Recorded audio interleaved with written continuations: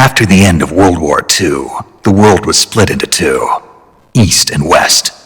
This marked the beginning of the era called the Cold War.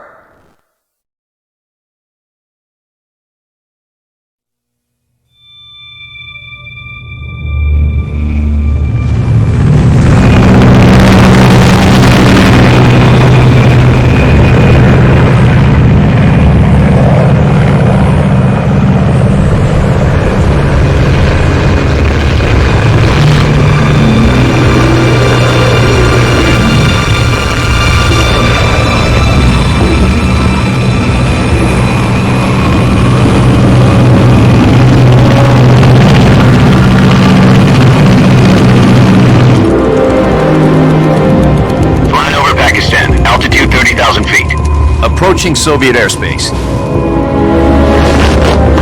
20 minutes to drop off. Commencing internal depressurization. Equipment check. On main parachute. All right. You ready to go? Drop zone still showing a high pressure mass.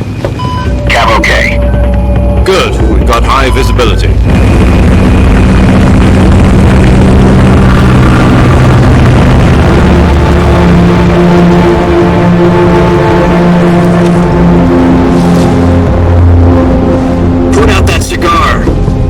Connecting oxygen hose to interior connector.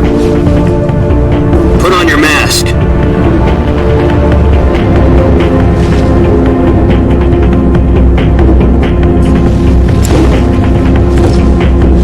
Does this panty waste know what he's doing? Approaching release. 10 minutes to drop off. Hey, are you deaf? He said put out the cigar and put on your mask.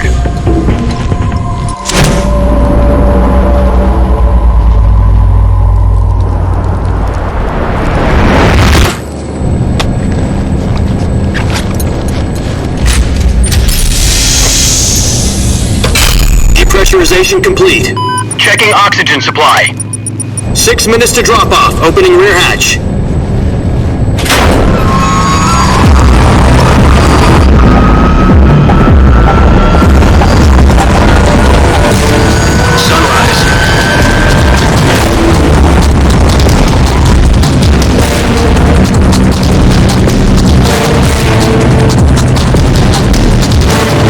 Temperature minus 46 degrees Celsius. 2 minutes to drop off. Stand up. You'll be falling at 130 miles per hour. Try not to get frostbite from the wind chill. 1 minute to drop off. Move to the rear. Activate bailout model. This is one for the history books. The world's first halo jump. 10 seconds to drop off. Stand by.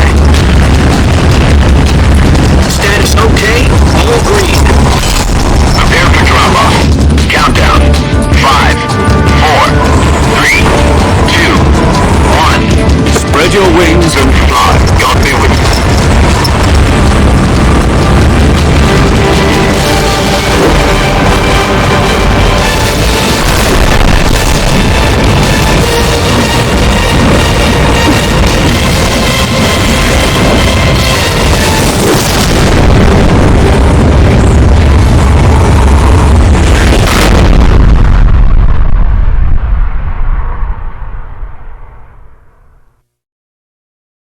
Jack, I've got some important news.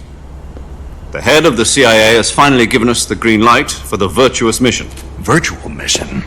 No, the virtuous mission. The future of our Fox unit depends on it. If it succeeds, we'll be officially organized into a unit. Virtuous mission? Sounds like some kind of initiation ritual. Don't get cocky. This isn't a training op. Right. So what exactly is this wonderful mission? Well, about 2 years ago, a certain Soviet scientist requested asylum in the West through one of our moles. His name is Nikolai Stepanovich Sokolov. He's head of the OKB 754 Design Bureau, one of the Soviets' top-secret weapon research facilities, and the East's foremost expert on weapons development. Sokolov? Isn't he that famous rocket scientist? The very same. On April the 12th, 1961, the Soviets achieved the first manned spaceflight in history. The Earth was blue, but there was no God. Well spoken. The rocket that carried Yuri Gagarin into orbit was the A-1, known as the Vostok rocket. Sokolov is said to be the man most responsible for the multi-engine cluster used in that rocket. After Gagarin's flight, Sokolov left rocket development to become the head of the newly established Design Bureau. From a lowly technician to head of a design bureau, that's quite a success story, so why do you want to defect? It seems he'd become afraid of his own creations. Afraid? Call it a crisis of conscience. And for that, he left his country and his family behind and went over the fence? Not exactly. One of his conditions was that his family was also to be taken safely to the west. We used a mole to get the family out first and succeeded in sneaking Sokolov over the Berlin Wall shortly afterwards. I was the one who conducted the operation. The security on the eastern side was still full of holes back then. Then what?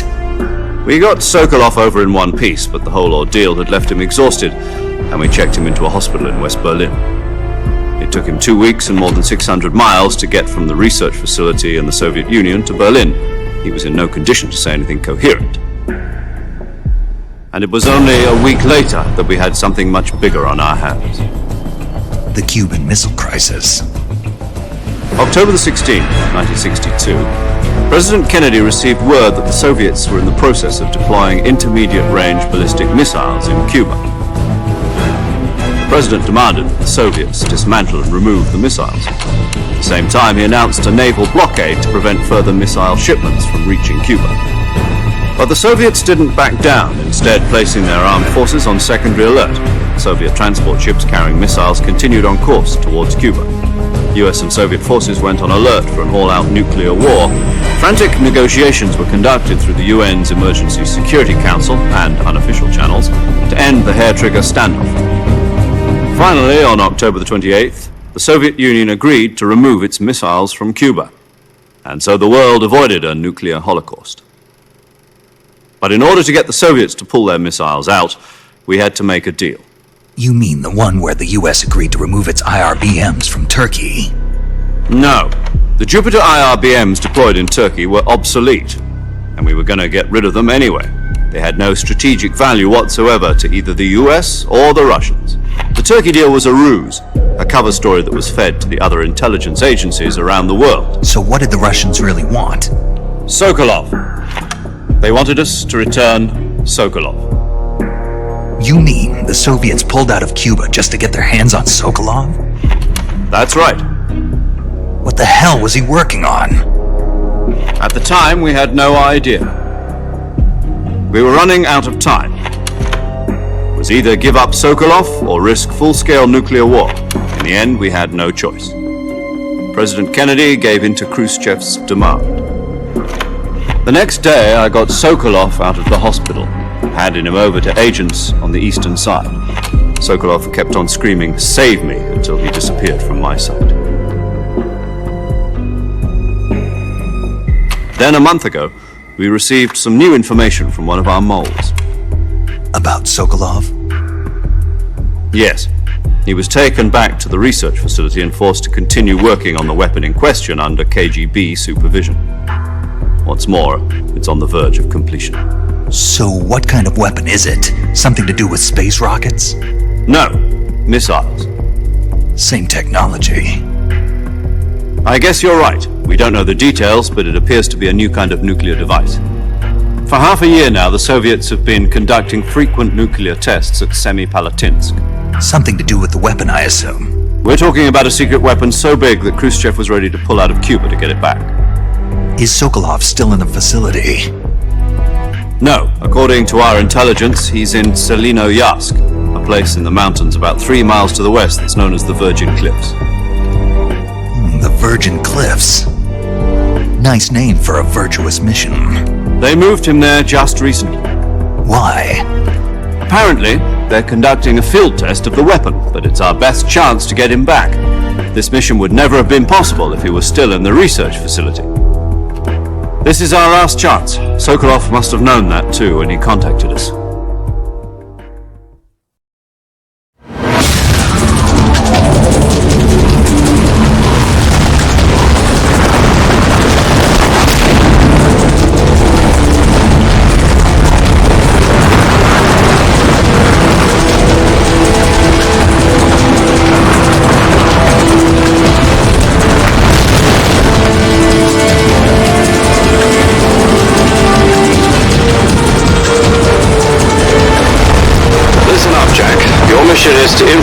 Selino-Yask in the Soviet mountains, ensure the safety of Sokolov and bring him back to the west.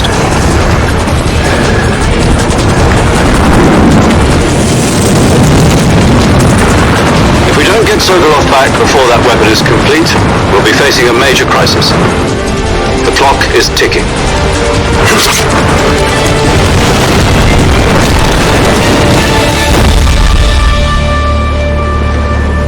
Once we've confirmed the rescue of Sokolov, stand by at the recovery point. A recovery balloon will be dropped at that point. Helium will be pumped into the balloon to inflate it. The process takes about 20 minutes.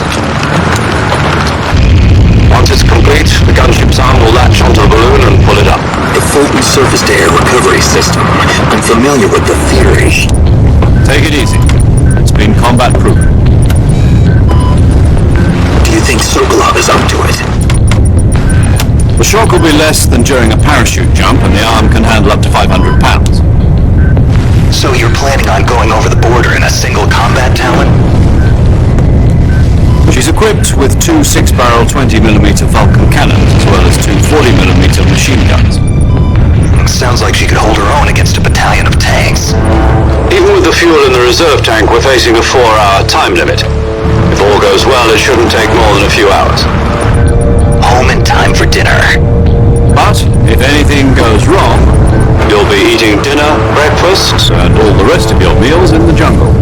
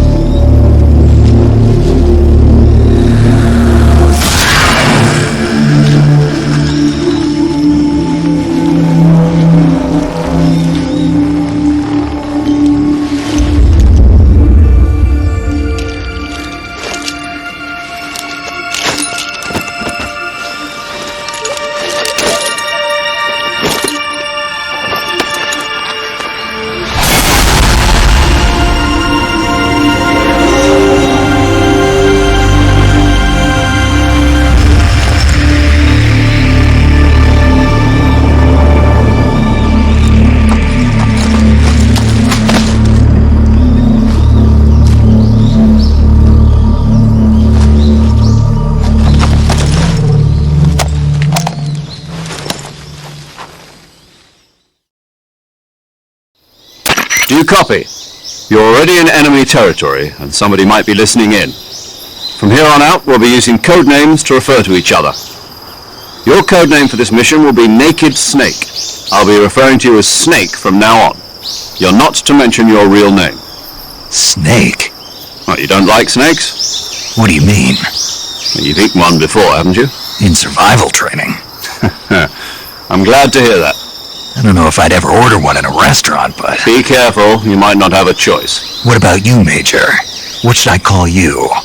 Let's see. I'll be Tom. Call me Major Tom. This will be a sneaking mission. You must not be seen by the enemy. You must leave no trace of your presence. Is that clear? This kind of infiltration is the Fox unit's speciality. In other words, weapons and equipment are procured on site. That goes for food as well. You're completely naked, just as your name implies. Great. Now I see why you asked me if I like snakes. I suppose calling me Snake was your idea of a joke, too. No, there's a good reason for that. I'll tell you later when the time is right. Gotcha. Getting back to the subject, how exactly am I supposed to feed myself? You've been issued a knife and a tranquilizer gun. Use them to hunt for food. You'll also find some medical supplies in your backpack. Yeah, about the backpack. I lost it in a tree on the way down. I see. Well, you'd better go back and get it then. You know where it is? No problem. I can see it from here. It's stuck on a branch. To climb a tree, Stand in front of a tree that's covered in ivy and press the action button. I'll be monitoring your progress over the radio. We can't risk violating Soviet airspace, but I'll be in the gunship. My frequency is 140.85. I'll give you a call if I need to talk to you. If you need to talk to me, use the send function. Okay, Snake, go get your backpack.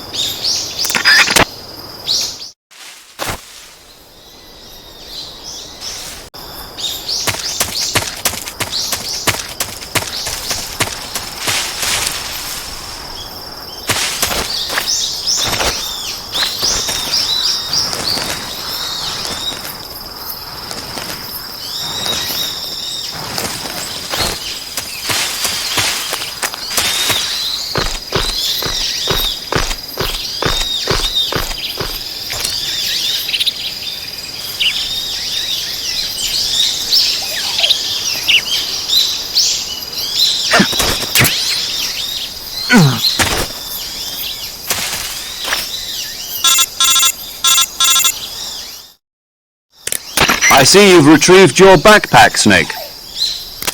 To equip a weapon, it's necessary to take it out of your backpack. In the survival viewer, choose Weapon from the backpack. Your available weapons will be displayed in a window in the upper left. From that list, choose the weapon you want to equip and press the Enter button. For other equipped items, just do the same thing from Item. Got it. Use the survival viewer backpack. Yep, that's right. Survival is fundamental to this mission. After you've been out in the field for a while, your stamina will start to drop. If your stamina gets too low, it'll affect your performance. You won't be able to shoot accurately, for example, and your wounds won't heal as smoothly. Keep an eye on your stamina so you don't run out. To recover lost stamina, you can hunt for local flora and fauna. You can use either your tranquilizer gun or your knife to hunt. My only weapon is a Mark 22 Hush Puppy tranquilizer gun? That's right. It's been fitted with its own suppressor. However, the suppressor will deteriorate every time you fire. Once its durability reaches zero, the noise suppression effect will be gone. So don't get too trigger-happy with it. The suppressor's durability is shown in the icon. Any weapons and equipment beyond what you're carrying now, you'll have to find as you go. I have to find my own weapons and equipment? Whose crazy idea was this anyway? Solo covert actions are standard Fox operating procedure. You can't leave any traces of your presence. No weapons, equipment, footprints, sweat, or bodily waste. The same goes for bullets and cartridges, too. Your presence in enemy territory is already a violation of international conventions of warfare. There aren't supposed to be any American soldiers in Russia. It could spark an international incident. You can't let anyone see you. You can't let the enemy know you're there. This is a stealth mission. You're a ghost, Snake, in every sense of the word. And there'll be no rescue if you're captured. The military and US government will deny any involvement in the affair. Then I'll just have to take care of myself, huh? I'm afraid so. You've been given a fake death pill for that purpose. SIS guidelines stipulate that soldiers on covert ops like this one be issued a potassium cyanide capsule. Tape it to your body so you can take it when you need to. How generous of you. Use it if you're taken prisoner by the enemy. It'll send you into a state of false death for a short time. Fooling them into thinking that I'm really dead. So how do I come back to life? Just take the revival pill. You mean that thing they put in my tooth before the mission? That's the one. But be careful. If you remain in a state of false death for too long, nothing will be able to bring you back. Remember that. I'll keep it in mind. You said this was a solo mission, right? Right. I guess that means I can't count on any reinforcements. Correct. The mission rests entirely in your hands. A real one-man army. Relax. There's a support team ready to back you up over the radio. Who? I'll introduce them to you. This time, survival is of utmost importance. The first member of the support team will be in charge of monitoring your physical condition, acting as a medic, so to speak, as well as recording your mission data. She's a member of Fox as well, and she's here on the gunship with me. She? Hello, Snake. I'm paramedic. Nice to meet you. Paramedic. As in a medic who comes in by parachute. Aren't you going to tell me your real name? Are you going to tell me yours, Mr. Snake? My name, huh? It's John Doe. And they call you Jack for short. You're a regular Captain Nemo. A name means nothing on the battlefield. After a week, no one has a name. What's your name? Jane Doe. Very funny. I wasn't joking, but I'll tell you my name only if you manage to make it back alive. My frequency is 145.73. She's also in charge of recording your mission data. Whenever you want to save, send a message over the reserved save frequency, 140.96. So saving lets me record my mission data. That's right. It also records the state of your health. Good to know. There's one more person I want to introduce you to, Snake. Huh? Speaking of snakes, you remember the boss, don't you? A legendary soldier and your mentor. Actually, it was the boss that got the DCI's authorization in the first place. She's going to be serving as Fox's mission advisor. The boss is? She also helped me plan this mission. She and I were at SAS together. Jack, is that you? How many years has it been? Boss? That's right. It's me. Talk to me. Let me hear your voice. It's been 5 years, 72 days, and 18 hours. You've lost weight. You can tell just by the sound of my voice. Of course I can. I know all about you. Really? Well, I don't know anything about you. What's that supposed to mean? Why'd you disappear on me all of a sudden? I was on a top-secret mission. You didn't need me anymore. But there were still so many things I wanted you to teach me. No, I taught you everything you needed to know about fighting techniques. I taught you all I could. The rest you needed to learn on your own. Techniques, sure. But what about how to think like a soldier? How to think like a soldier? I can't teach you that. A soldier needs to be strong in spirit, body, and technique. And the only thing you can learn from someone else is technique. In fact, technique doesn't even matter. What's most important is spirit. Spirit and body are like two sides of a single coin. They're the same thing. I can't teach you how to think. You'll just have to figure it out for yourself. Listen to me, Jack. Just because soldiers are on the same side right now doesn't mean they always will be. Having personal feelings about your comrades is one of the worst sins you can commit. Politics determine who you face on the battlefield. And politics are a living thing. They change along with the times. Yesterday's good might be tomorrow's evil. Is that why you abandoned me? No, it had nothing to do with you. I already told you, Jack. I was on a top-secret mission. A soldier has to follow whatever orders he's given. It's not his place to question why. But you're looking for a reason to fight. You're a natural-born fighter, but you're not quite a soldier. A soldier is a political tool, nothing more. That's doubly true if he's a career soldier. Right and wrong have no place in his mission. He has no enemies and no friends. Only the mission. You follow the orders you're given. That's what being a soldier is. I do whatever I have to get the job done. I don't think about politics. That's not the same thing. Sooner or later, your conscience is going to bother you. In the end, you have to choose whether you're going to live as a soldier or just another man with a gun. There's a saying in the Orient, loyalty to the end. Do you know what it means? Being patriotic. It means devoting yourself to your country. I follow the president and the top brass. I'm ready to die for them if necessary. The president and the top brass won't be there forever. Once their terms are up, others will take their place. I follow the will of the leader, no matter who's in charge. People aren't the ones who dictate the missions. Then who does? The times. People's values change over time, and so do the leaders of a country. So there's no such thing as an enemy in absolute terms. The enemies we fight are only enemies in relative terms, constantly changing with the times. As long as we have loyalty to the end, there's no point in believing in anything, even in those we love. And that's the way a soldier's supposed to think? The only thing we can believe in with absolute certainty is the mission, Jack. All right, but do me a favor. What is it? Call me Snake. Snake. Oh, right.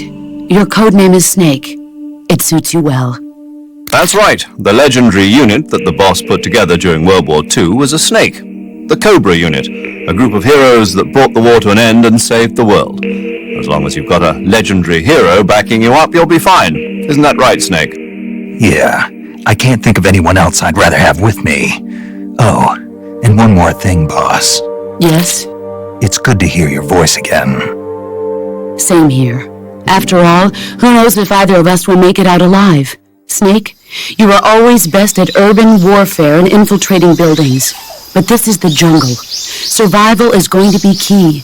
Those CQC techniques I taught you are sure to come in handy. CQC? Close quarters combat, huh? I've been in the Green Berets for the past few years. I'm probably pretty rusty. Not to worry. I'll be here to help you remember. After all, this is your first actual survival mission. I'll be supporting you over the radio. Where are you, boss? Next to the Major? The boss is communicating with us by radio from aboard a Permit-class submarine in the Arctic Ocean.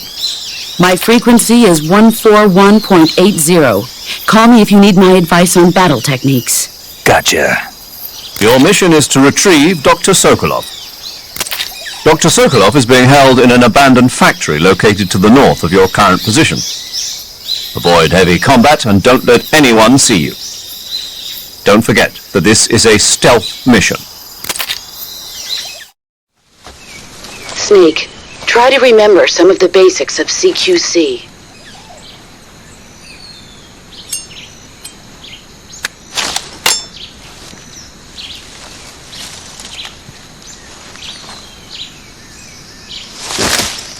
Commencing virtuous mission now.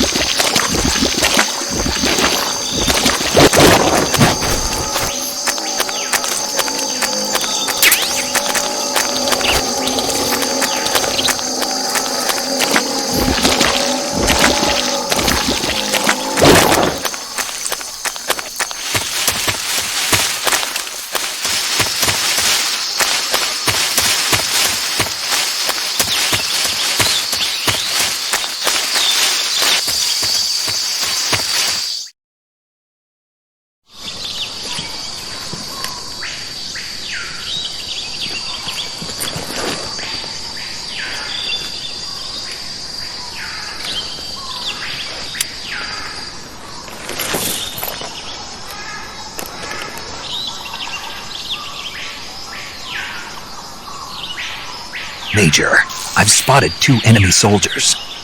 They're probably KGB troops sent to guard Sokolov. AK-47s and grenades. Snake, your presence in Soviet territory is already a violation of international law.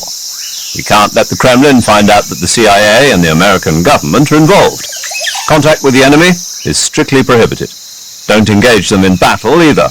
This is a stealth mission. Got that? The Major is right. The point of this mission is to sneak through the jungle without being seen. The success of the mission depends on how well you use your camouflage. Change your camouflage by selecting Camouflage from the Survival Viewer. The Uniform option lets you pick your uniform, while the Face option lets you change your face paint. Choosing camouflage that blends in with your surroundings will help you conceal yourself more effectively. Also, don't forget that anything that moves will stand out in the jungle. If you just stand up and run around like an idiot, you're bound to be spotted. But if you crawl instead, you should be able to sneak by without being noticed. You can see how effective your camouflage is by looking at the Camo Index. The Camo Index shows how well your current camouflage blends in with the surrounding area. The higher the value, the harder you are to spot, and vice versa. The key is to make yourself one with nature. Keep that in mind as you go along, okay?